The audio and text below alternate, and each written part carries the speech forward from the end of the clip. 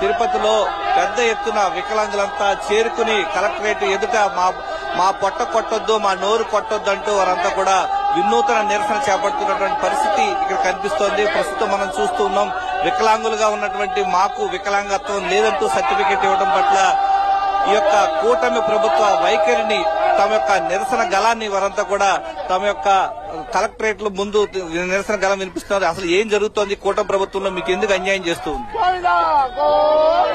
Sir, అందరికీ నమస్కారం. నా పేరు కొణతం చంద్రశేఖర్, వికలాంగుల జేఏసీ రాష్ట్ర అధ్యక్షుడిని. ఈరోజు కూటమి ప్రభుత్వంలో ఈ ప్రస్తుత ఈ రోజు పరిస్థితిని ఒకసారి గమనించినట్టయితే రాష్ట్ర వ్యాప్తంగా దివ్యాంగులు, పెన్షన్లు పొందుతున్న దివ్యాంగులు 7,80,000 మంది ఉన్నప్పటికీ రాష్ట్ర వ్యాప్తంగా ఇప్పటి వరకు అధికారికంగా 1,20,000 మంది పెన్షన్లను తొలగించడం జరిగింది. మరి ఈ 1,20,000 మంది పెన్షన్దారుల్లో కేవలం తిరుపతి జిల్లాలోనే తీసుకుంటే సుమారు 25,000 మందికి పైగా ఉన్నట్లుగా కూడా మీడియా ద్వారా కూడా మాకు తెలియవచ్చింది.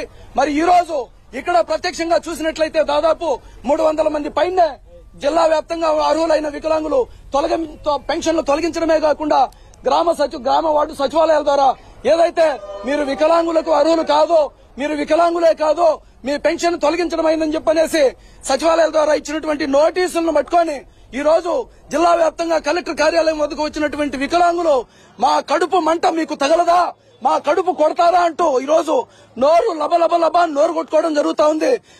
నమస్కారం, నా పేరు బత్తల శ్రీనివాసులు, నెల్లూరు పార్లమెంటు విభిన్న ప్రతిభావంతుల జిల్లా ప్రధాన కార్యదర్శి.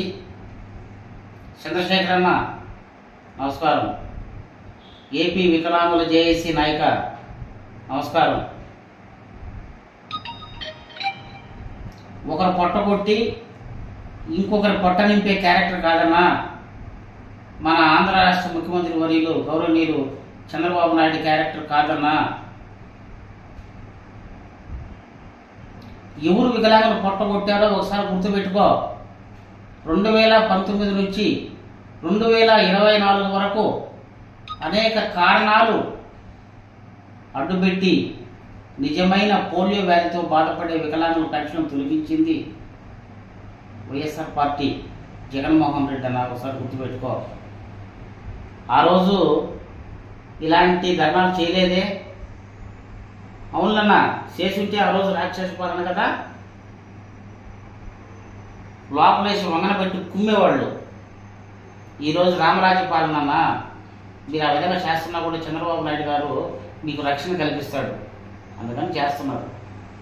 నిజమైన వికలాంగుల పెన్షన్ ఎక్కడికి పోదన్నా ముఖ్యమంత్రి గారు చెప్తున్నారు, మంత్రులు చెప్తున్నారు, ఎమ్మెల్యేలు చెప్తున్నారు, అధికారులు చెప్తున్నారు, గ్రామ సచివాలయ సిబ్బంది దివ్యాంగులకు చెప్తున్నారు.